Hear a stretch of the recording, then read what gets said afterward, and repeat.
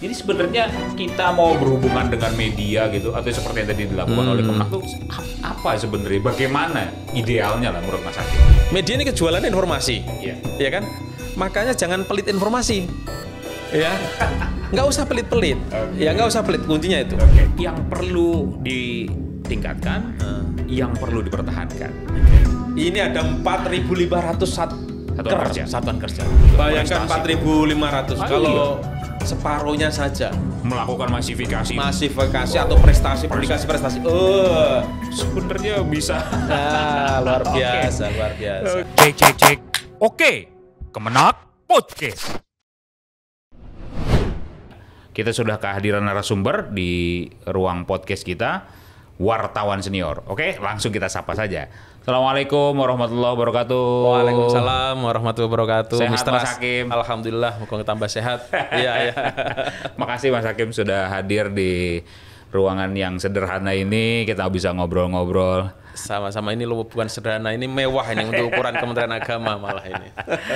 Iya. Mas Hakim, kita ngobrol sambil santai, bisa dinikmati kopinya, air putihnya yang tersedia lah pokoknya sambil santai kita ngobrol. Mas, berarti sudah berapa lama jadi profesional jurnalis? Profesional jurnalis kalau dilihat sampai tahun ini berarti 20 tahun persis. Karena 20 tahun? 20 tahun. Sedikit ya. Sedikit, setengah umur saya. Gimana? Iya, jadi 2003 persisnya saya sudah mulai masuk di media massa di koran Jawa Pos.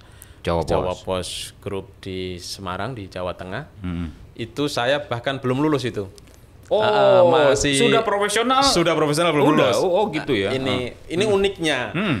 Saya lagi-lagi ini karena Kementerian Agama, saya kuliah di IAIN dulu. IAIN Wali Songo. Semarang. Nah, di Wali Songo Semarang itu ada, selain kita belajar tentang jurusan kita, di situ dunia tulis menulisnya di IAIN Wali Songo kebetulan saat itu masih IAIN ya, itu luar biasa tumbuh dengan baik, dan ada beberapa pes mahasiswa baik di level institut maupun di fakultas itu ada, dan saya kebetulan aktif di institut namanya Surat Kabar Mahasiswa Amanat. Dari 1999 sebelum profesional, sebelum jadi profesional di 2003. Jadi sudah dunia tulis menulis sebenarnya dari SMA, tapi kalau di kampusnya tahun 1999. Berarti 99 itu sudah aktif di pers mahasiswa lah ya gitu ya, zaman itu ya 99. Termasuk ya nulis di kampus, menggalang koordinasi pes-pes Jawa Tengah dan sebagainya itu sudah kita lakukan saat itu. Ya. Tapi memang kalau jurusan ada jurusan tertentu waktu kuliah dulu? Sebetulnya ya nggak nyambung. Jadi emang jurusan kuliah jurusan di Fakultas Syariah. Syariah. Iya, jadi nggak nyambung. Minimalnya kan di Fakultas dakwah begitu ya. Dakwah ya gitu. Tapi ya lagi-lagi saya terus terang kagum dengan UIN Wali Songo saat itu. Jadi bagaimana saya nggak tahu ini pimpinan kampusnya membangun budaya tulis menulis sehingga mahasiswa itu berkompetisi bagaimana membuat tulisan yang baik. Bahkan saat itu yang namanya mahasiswa nulis di pes umum di kolom opini lah dulu kayak misalnya di opini apapun ya, cerpen opini di minimal di Suara Merdeka kalau di Jawa Tengah atau di Kompas atau di mana media-media umum. Itu sudah menjadi biasa saat itu. Jadi saya semester 6 atau berapa itu saya sudah mulai nulis di opini media massa umum saat itu, dan itu banyak sekali teman-teman saya juga sudah begitu. Jadi itu memang memang dorongan pribadi atau sebenarnya secara lingkungan IAIN Wali Songo pada saat itu dua-duanya, tapi tentu lingkungan memengaruhi ya. Ketika temannya sudah bisa menembus di media umum, tentu kita kan bagaimana kita ikut, tapi itu kan positif. Lagi-lagi kampus juga memberikan penghargaan yang luar biasa. Jadi ketika kita menulis di media umum, kita akan mendapatkan pertama penghargaan apa semacam ada penghargaan surat penghargaan dari rektor ya. Rektor, kemudian ada uang juga. Jadi dapat uang dari media. Ada uang dari kampus. Ini yang luar biasa bagi anak mahasiswa. Tapi hebat itu. Iya. Hebat. Saya baru sekarang ini luar biasa kampus. Kalau dari media, maksudnya ya memang itu biasa lah ya. Mereka kan juga kan waktu zaman itu masih zaman cetak dan macam-macam, teman-teman dapat penghargaan berupa uang gitu. Tapi saya baru tahu kalau ternyata kampus juga memberikan itu. Iya. Jadi itu terjadi di Wali Songo aja atau di beberapa waktu itu IAIN Wali Songo? IAIN Wali Songo. Setahu saya saat itu hanya di Wali Songo ya. Oke. Tapi memang ya tidak hanya di bidang tulis menulis, tapi bahwa tulis menulis di situ saya melihatnya luar biasa perkembangannya. Sehingga kemudian dari 99 menjadi pers mahasiswa, 2003 bahkan belum lulus. Sudah menjadi wartawan profesional, artinya sudah dapat gaji, udah macam-macam itu di Jawa Pos tanpa memakai ijazah tentunya karena basis pengalaman menulis di kampus itu. Iya, ada pers mahasiswa punya porsi sendiri lah ya di apa namanya, jadi portofolio sendiri di Jawa. 20 tahun terhitung sampai hari ini dari 2003. Artinya nih Mas Hakim. Iya. Masa di mana cetak masih menjadi jaya. Itu lalu kemudian masa di mana akhirnya berubah menjadi online. Itu Mas Hakim lalui semua. Betul, sampai sekarang. Dari koran tumbuh bebas setelah reformasi saat itu kan 98 ya. Iya. 99 bagaimana orang kebebasan pers itu ya. Iya betul, orang ingin jadi wartawan dan wartawan saat itu menjadi profesi yang begitu diagung-agungkan dan yang luar biasa lah. Iya. Kemudian tumbuh PES umum banyak sekali. Kemudian cetak tinggi sekali ya. Dulu namanya media cetak itu terbit 60-100 halaman itu sudah biasa. Wah. 100 halaman? Iya, benar.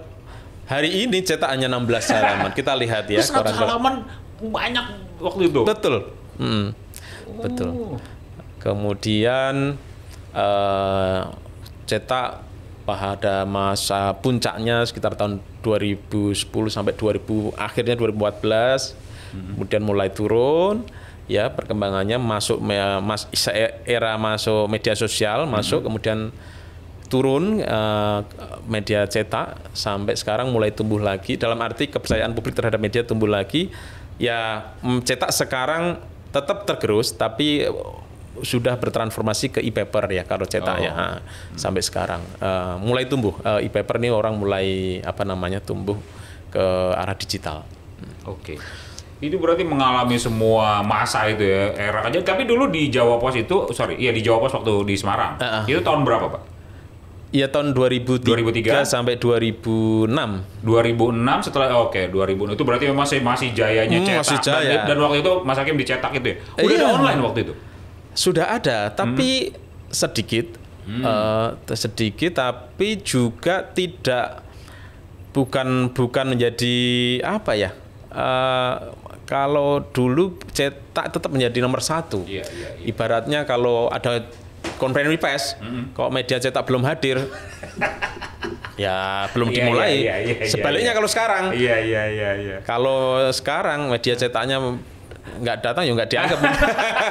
Tapi mungkin ya kasus tapi intinya ada pergeseran Jadi mengalami di masa-masa itu luar biasa. Nah, kalau kemudian berarti di media cetak lalu kemudian berkembang teknologi informasi gitu kan berarti.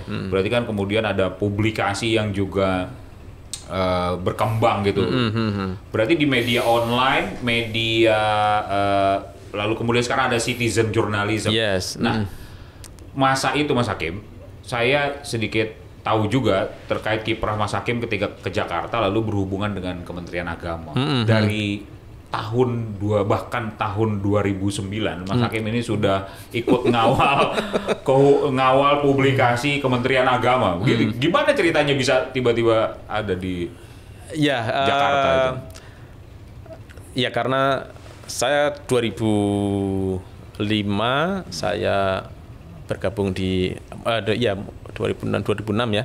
2006 di Koran Sindo, kemudian baru nggak lama saya ya karena mungkin dianggap lumayan begitulah ya. Ditarik ke Jakarta.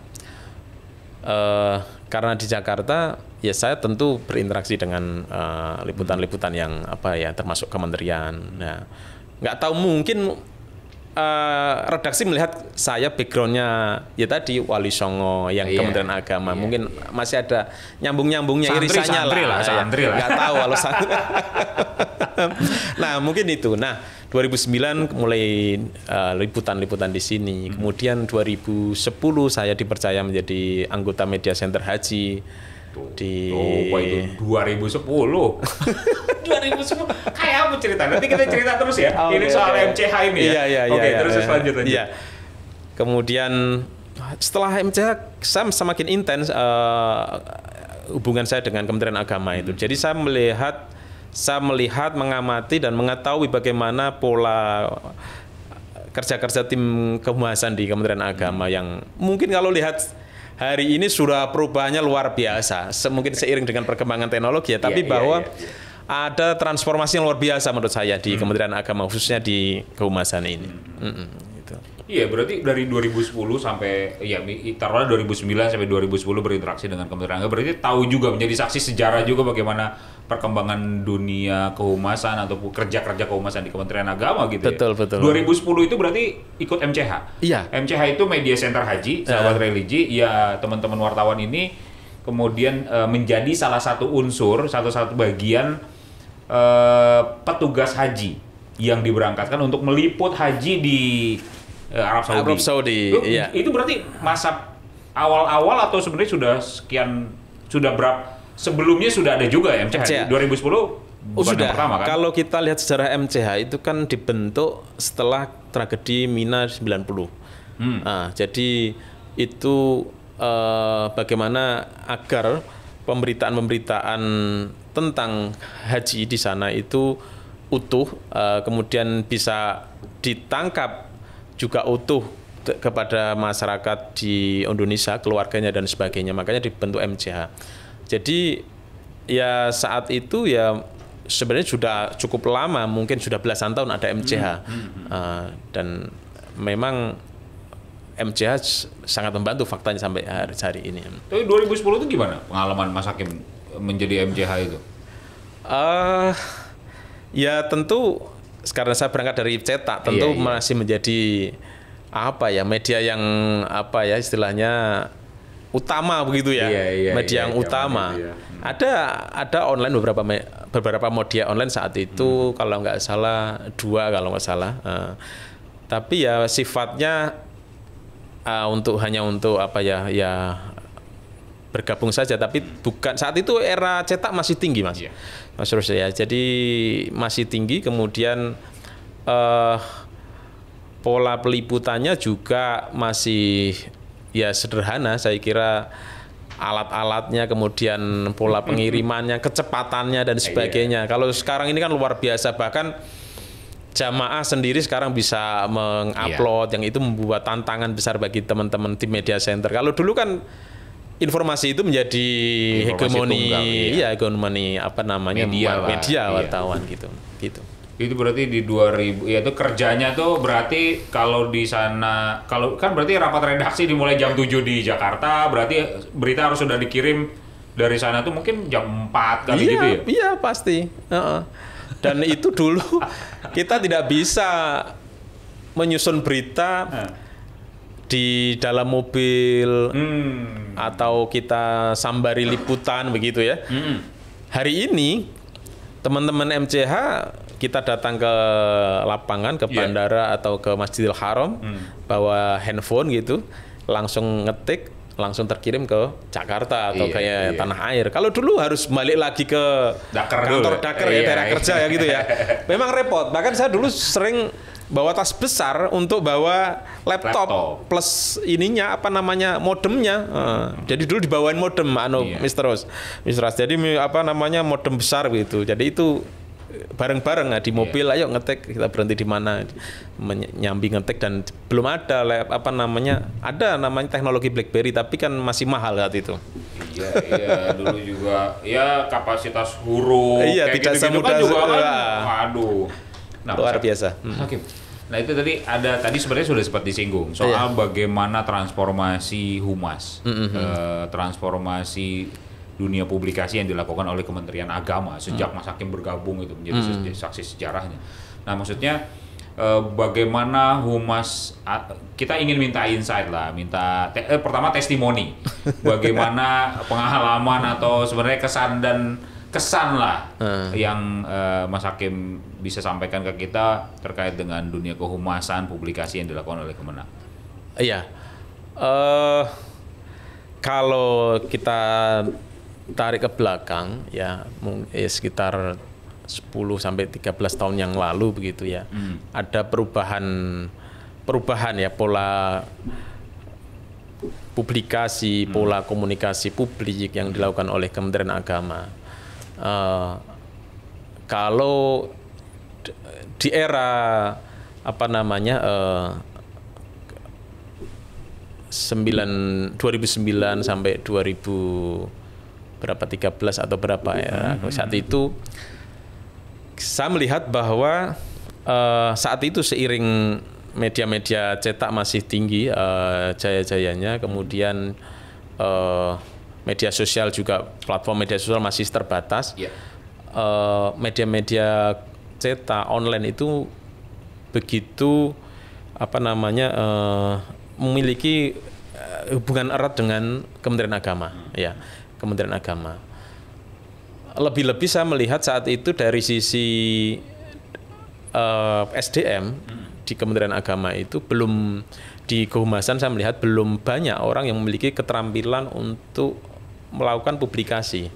Jadi sebenarnya saya melihat hanya segelintir ya, yang lainnya itu misalkan menulis itu ya ala kadarnya.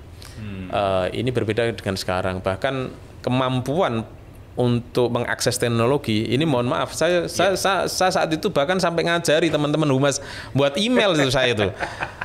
Artinya bahwa hal yang sepele, maksudnya hal yang sepele, tapi faktanya demikian. Faktanya demikian bahwa saat itu ketergantungan publikasi itu dari keluar. Jadi publikasi itu harus mendatangkan wartawan banyak ya. Ya itu membutuhkan effort, biaya macam-macam yang besar tentu.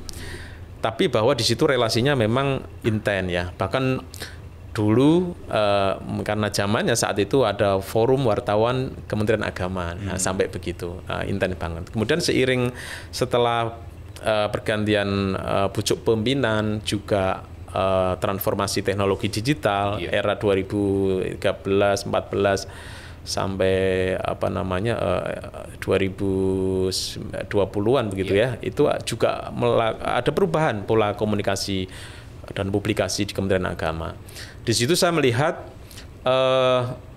corak atau karakter publikasi itu lebih ke media sosial, ya, ke media sosial dengan meminimalisir pelibatan teman-teman media konvensional lah, media mainstream gitulah istilahnya. Nah ini tentu juga berpengaruh terhadap relasi antara Kementerian Agama dengan media. Saya melihat memang agak berjarak saat itu, agak berjarak, sehingga efeknya tentu ada, karena namanya berjarak. Apa yang dilakukan Kementerian Agama tidak serta-merta diketahui oleh publik begitu, tidak ketahui media minimal ya. Beda ketika sebelumnya, ketika ada kedekatan, mereka sering berkumpul di sini, ketika ada program, ketika ada event dan sebagainya, tentu kan mudah untuk dikomunikasikan. Sementara periode berikutnya itu agak berbeda. Kementerian Agama lebih condong melakukan komunikasi searah lewat media sosial.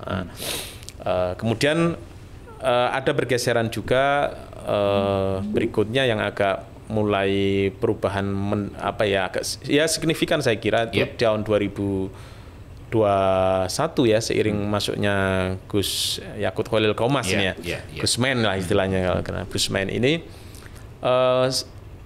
saya melihat ada perubahan pola komunikasi publik ya, kemudian publikasi dan sebagainya yang sepertinya mau mengintensifkan komunikasi seperti yang dulu, seperti era 2010-an gitu ya, era zamannya kalau nggak salah Pak Menteri Surya Dharma Ali saat itu ya. Era saat itu yang berupaya bahwa teman-teman media itu bagaimana harus di-grab ya, dirangkul. Meskipun sebenarnya sekarang era media sosial juga masih digandrungi, tapi bahwa ada pola yang unik ini yang dilakukan oleh Gusmen ini. Media massa tetap dirangkul, diajak ngobrol, bahkan ngobrol-ngobrol santai, pimpinan medianya, reporternya dan sebagainya. Ini luar biasa. Selain juga pola-pola penggunaan media sosial. Ini Gusmen ini kan luar biasa kalau kita amati. Dia termasuk beliau ini kan aktif sekali di media sosial. Artinya bahwa berjalan beriringan sebenarnya pola kayak gabungan. Jadi pola media sosial tetap jalan, baik secara pribadi, kemudian Kementerian Agama secara kelembagaan juga mengintensifkan publikasi media sosialnya. Kemudian hubungan ke media massanya juga luar biasa. Meski tidak lagi mengundang, kalau dulu kan berkumpul ya, reporter berkumpul di sini. Sekarang kan eranya berubah. Orangnya apalagi pandemi ini membuat disrupsi luar biasa. Orang tidak harus datang, reporter tidak harus datang ke lokasi, tapi bagaimana publikasi itu bisa jalan. Nah, ini uniknya media massa ini sekarang ini komunikasinya dengan Kementerian Agama tetap mulai berjalan, bahkan ini setidaknya diukur dengan pengakuan dari kemarin akhir tahun kalau nggak salah ya, ada akhir tahun ini kita ada penghargaan dari sebuah media massa nasional begitu, yang saya kira itu Kementerian Agama kalau nggak salah ya, ini terbaik dalam pengelolaan komunikasi publik, pengelolaan media websitenya ya, terbaik. Satunya pengelolaan media massa. Nah, ini dari luar, rekognisi dari luar, artinya bahwa apa yang dilakukan oleh Gus Menteri ini bukan salah jalan, artinya bahwa ini memang benar. Nah, ini luar biasa menurut saya. Mas Hakim, ini saya menarik juga tuh. Luar biasa. Ini bahkan narasumber yang menyebutkan bahwa Kementerian Agama dapat penghargaan itu luar biasa penguasaan dari Kementerian Agama. Mas Hakim, tapi saya pengen ini juga tuh. Misalnya ini juga bisa buat insight kita semua dan teman-teman humas gitu, mungkin juga nanti akan banyak diambil manfaatnya oleh teman-teman Kanwil, bahkan juga mungkin nanti di kementerian lain.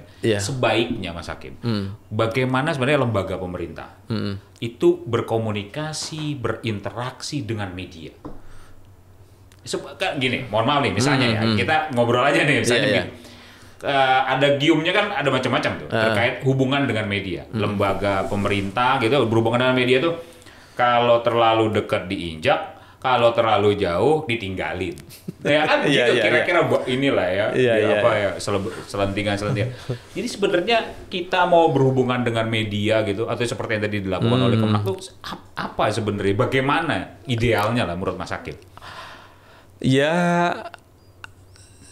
Harus berhubungan, pasti harus nggak boleh meninggalkan, karena sebenarnya fungsi, apalagi kita bicara soal humas misalkan, kita sebenarnya beririsan fungsi dari media dan fungsi dari kehumasan sebuah kementerian misalkan. Kita bagaimana menyampaikan informasi ke publik. Artinya bahwa media itu sebenarnya juga membutuhkan informasi. Ya, media ini kejualan informasi, ya kan? Makanya jangan pelit informasi, ya. Nggak usah pelit-pelit, ya nggak usah pelit, kuncinya itu. Ya. Kuncinya adalah bagaimana berkomunikasi di media secara efektif. Ya, efektif itu tidak harus diukur dengan duit, anggaran. Efektif itu bagaimana, ya kalau kita bicara teori komunikasi, Laswell misalkan, saat itu bagaimana ada orang, ada subjek komunikator, ya, kemudian ada pesan yang disampaikan, kemudian media yang disampaikan, kemudian kepada siapa, yang terakhir ada efeknya, ya, efeknya itu nyampe, itu terhubung, ya kalau bicara komunikasi yang ala Laswell. Belum lagi di era teknologi digital saat ini, bagaimana komunikasi itu yang efektif, bisa cepat, mudah diakses, interaktif dan sebagainya. Jadi hubungan dengan media itu cepat, mudah diakses, interaktif. Tidak harus semua diukur dengan iklan dan sebagainya. Nah, ini unik, ini Mistras. Coba kita lihat. Saya terus terang beberapa hari yang lalu ketemu teman wartawan, ya, teman wartawan. Dia terkagum-kagum dengan Kementerian Agama. Saya nggak tahu nih. Saya ini jujur, mereka bicara jujur juga. Ini berita dirilis yang dibuat Kementerian Agama ini luar biasa hebat saat ini. Selalu kita makan, bahkan kita nyaris seolah nggak pernah mengedit. Loh kenapa saya tanya, kenapa kok bisa begitu? Karena rilisnya itu begitu matang dan sesuai dengan kebutuhan media. Baik judulnya, narasinya, ininya. Justru kalau diedit itu malah menyusahkan kita. Nah, ini kan luar biasa. Apa namanya? Transformasi. Dan kalau bicara tadi Laswell tadi bahwa pesan-pesan yang diinginkan oleh sebuah kementerian, lembaga itu nyambung yang dibutuhkan oleh media. Media sebagai penyambung informasi ke publik itu saya kira juga sudah mengukur, oh ini informasi ini sudah matang, sudah layak publikasi. Artinya bahwa ketika ada ya semacam pengakuan seperti itu, sebenarnya teman-teman di Kementerian Agama, khususnya di kehumasannya itu saya kira sudah melalui transformasi yang luar biasa dibandingkan tahun 2009. Saya bayangkan saat itu nggak ada humas yang bisa nulis istilah yang bagus, ada pun mungkin satu gitu ya, atau dua. Sementara di hari ini humas Kementerian Agama ini yang saya hadapi ini ada podcast macam ini. Ini luar biasa menurut saya. Tidak semua kementerian mempunyai seperti ini. Menarik nih, maksudnya ini informasi menarik buat kita semua, misalnya terutama di Humas Kementerian Agama lah, bagaimana misalnya berhubungan dengan teman-teman media ini ada tips dan triknya gitu ya. Tapi emang nggak menutup kemungkinan Mas Hakim, di beberapa pejabat kita juga untuk berinteraksi dengan media itu mungkin bahasa kasarnya mungkin masih takut. Itu mestinya gimana, atau maksudnya gini, ketika mestinya kan nggak perlu takut buat teman-teman media itu kan adalah partner. Iya, nggak perlu takut, semakin takut semakin dihajar. Ya kan, ketakutan itu kadang-kadang malah menjadi bulan-bulanan. Ini jangan-jangan ada apa-apa. Padahal nggak ada apa-apa gitu. Nah, ini juga makanya ini harus disampaikan tentu di pejabat-pejabat Kemenak, pola-pola komunikasi zaman dulu yang merespon masalah ketika ada masalah itu harus diubah besar, diubah ya. Justru ketika misalkan ada masalah, bagaimana kita menghandle masalah itu menjadi cepat kita redam, ya kita redam. Saya terus terang kagum misalkan ketika kasus TOA misalkan, TOA meskipun itu sudah ramai tapi cepat teman-teman Kementerian Agama saya lihat cepat memitigasi masalah itu, ya memitigasi bagaimana menjelaskan persoalan yang sebenarnya dan sebagainya. Kalau gorengan ya wajar, namanya era goreng menggoreng, tapi bahwa ada perubahan. Tapi bahwa tidak menutup kemungkinan ada beberapa pejabat ya mungkin di Kementerian Agama yang pola pikirnya masih gaya kolot. Ya, bingung kalau ada kayak gitu. Bingung, ini gimana, bayar berapa, ya gitu. Padahal tidak harus begitu. Bagaimana kita mitigasi persoalan, misalkan ada persoalan kita kanalisasi persoalan itu di level siapa yang harus bicara, ya toh, secepatnya siapa yang bicara, jangan ditutup-tutupi, ya gitu. Itu menurut saya lebih baik daripada kita menjauh kemudian saling melempar masalah apa tanggung jawab yang harus berkomunikasi ke publik. Nah, makanya ini penting saya kira cara pandang seperti itu kepada teman-teman ya khususnya di Kementerian Agama ya gitu. Iya, jadi terima kasih masih artinya begini, dia sebenarnya memitigasi di antara banyak ketika ada masalah gitu ya, memitigasinya harus segera dan segala macam, dan itu bisa menggunakan media untuk kemudian klarifikasi dan macam-macam. Media sangat membantu lembaga kita lah gitu ya. Dan itu kan tidak harus bayar ketika ada persoalan. Justru media kan mencari-nyari konfirmasi itu ya. Kalau nggak kita beri penjelasan Kementerian Agama maksud saya. Nyari narasumber lain. Iya, dia cari narasumber yang mungkin tidak berkaitan tapi malah mengajar gitu kan. Aduh, ini ya faktanya ada beberapa lembaga atau kementerian yang gagap melihat persoalan itu. Nah, ya tentu Kementerian Agama mungkin 1-2 masih begitu saya lihat. Nah, ini harus menjadi tantangan Kementerian Agama. Dan saya melihat dari perspektif media. Saya melihat bahwa sebenarnya yang kita butuhkan sederhana kok. Konfirmasi, konfirmasi, penjelasan. Persoalan narasinya dibangun seperti apa ini kan urusan ya. Ini tugasnya Mr. Ras ini, Humas ini bagaimana menerasikan yang enak dibaca publik, dilihat publik dan sebagainya. Pilihan diksi, kemudian bagaimana bahasanya berkelit lah istilahnya. Tapi bahwa tanpa mengurangi inti atau isu persoalan itu. Tapi mitigasi itu penting. Ya mitigasi daripada dilepas atau kita lama sekali merespon, itu akan menjadi image terhadap sebuah lembaga atau kementerian itu semakin terpuruk. Ya begitulah. Jangan sampai telat merespon. Minum dulu Mas Hakim. Wah, kayaknya luar biasa nih obrolan kita nih. Mudah-mudahan banyak manfaatnya yang bisa diambil gitu. Nah, Mas Hakim, jadi kita nggak usah ragu lagi seberapa tahu narasumber kita dengan Kementerian Agama. Kita pastikan tahu sedikit masih banyak yang nah, berarti gini Mas Hakim, yang perlu ditingkatkan, yang perlu dipertahankan. Sebelum ke sana, saya ingin sedikit memberi masukan terhadap di kehumasan Kementerian Agama. Kalau kita lihat fungsi dasar humas mungkin kita sederhanakan mungkin orang punya banyak perspektif, tapi yang pertama mungkin kan menyampaikan informasi bagaimana program di Kementerian Agama bisa tersampaikan kepada publik secara utuh, secara baik, cepat dan sebagainya, sehingga ada tersampaikan, kemudian respon dan sebagainya. Nah, itu yang harus mungkin sudah dilakukan, tapi bagaimana itu harus dipertajam. Konten yang misalkan satu narasi, bagaimana Kementerian Agama ini kan kementerian yang paling gemuk se-Indonesia, Mr. Ras. Kalau nggak salah nih, betul. Sejak didirikan tanggal 3 Januari 46 artinya sampai sekarang umurnya 77 tahun.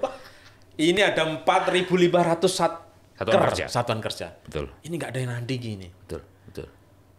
Nah, 4.500 hampir 4.500 satker mengendalikan dari bidang komunikasi, informasi dan sebagainya itu kan nggak mudah. Nggak mudah. Tapi bagaimanapun ini adalah tugas Mr. Ras dan kawan-kawan, bagaimana informasi yang dari Jakarta satu lini, satu garis nyampe ke semuanya, satuan kerja di bawahnya gitu ya. Tidak boleh lagi informasi itu beda tone beda tone. Ini yang kemudian kecermatan humas bagaimana memilih platform apakah ini sasaran tembaknya, sasaran pembacanya, sasaran anunya halaknya itu apakah orang televisi atau cetak atau generasi sekarang anak-anak muda, apakah pakai TikTok atau pakai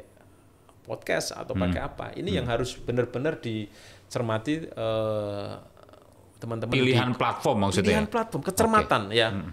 Kecermatan.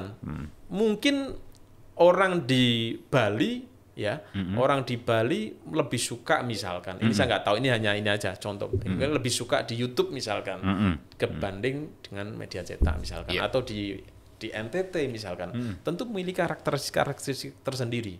Makanya Humas di satker itu saya kira harus punya kejelian melihat itu, bagaimana informasi yang dari pusat itu tapi tidak lantas terus diambil mentahnya, tapi bagaimana itu tersalurkan dengan mudah sampai ke bawah, tapi sesuaikan dengan karakteristik.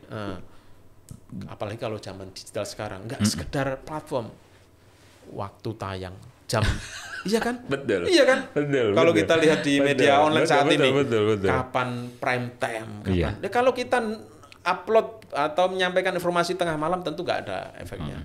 Tapi misalkan maghrib jam atau jam makan siang, kalau lihat atau ada kontennya kalau menjelang tengah malam bagaimana cara tahajud yang benar. Nah, itu kan memang harus kita cermat. Nggak bisa ngawur kayak dulu. Dalam arti kalau dulu kan eranya beda. Iya. Nah, sekarang harus cermat. Artinya bahwa teman-teman di kehumasan itu tantangannya semakin kompleks saat ini. Betul. Itu yang pertama dari sisi penyebaran informasi. Belum lagi sebenarnya teman-teman kehumasan itu layaknya teman-teman media, reporter juga, bagaimana menggali informasi. Penting ini. Menggali informasi itu apa? Untuk mengantisipasi berita-berita yang tidak benar ke publik. Jadi gini, misalkan kita ambil contoh soal haji gampangannya.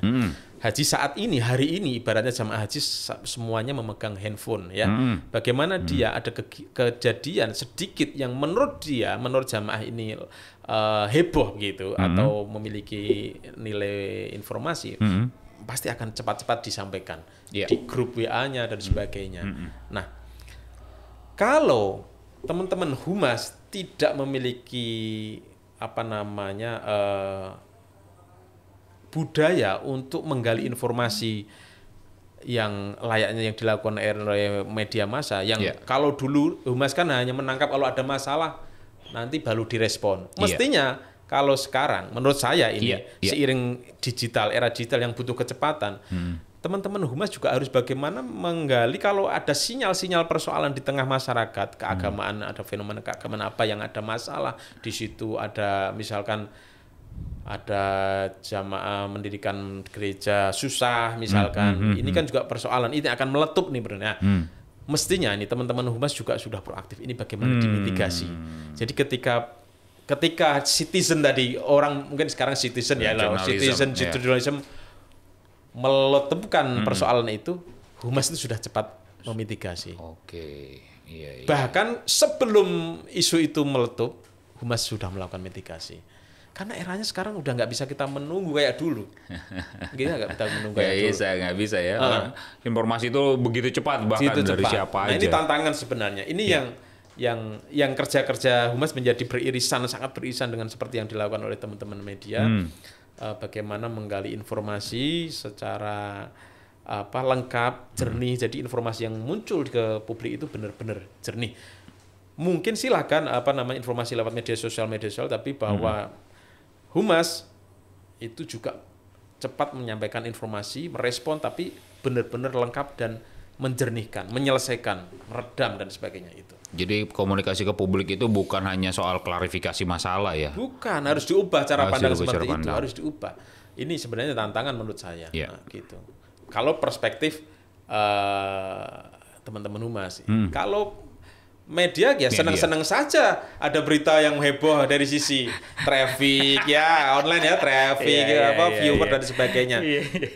Tapi bahwa kita kan berpikirnya tidak sempit seperti itu Kita bagaimana kehidupan beragama kita, berbangsa ini benar-benar bisa baik kemudian pendidikan keagamaan khususnya juga berlangsung dengan baik.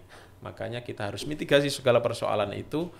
Tentu juga media juga ketika ada berita baik yang dilakukan oleh sebuah kementerian termasuk Kementerian Agama juga senang.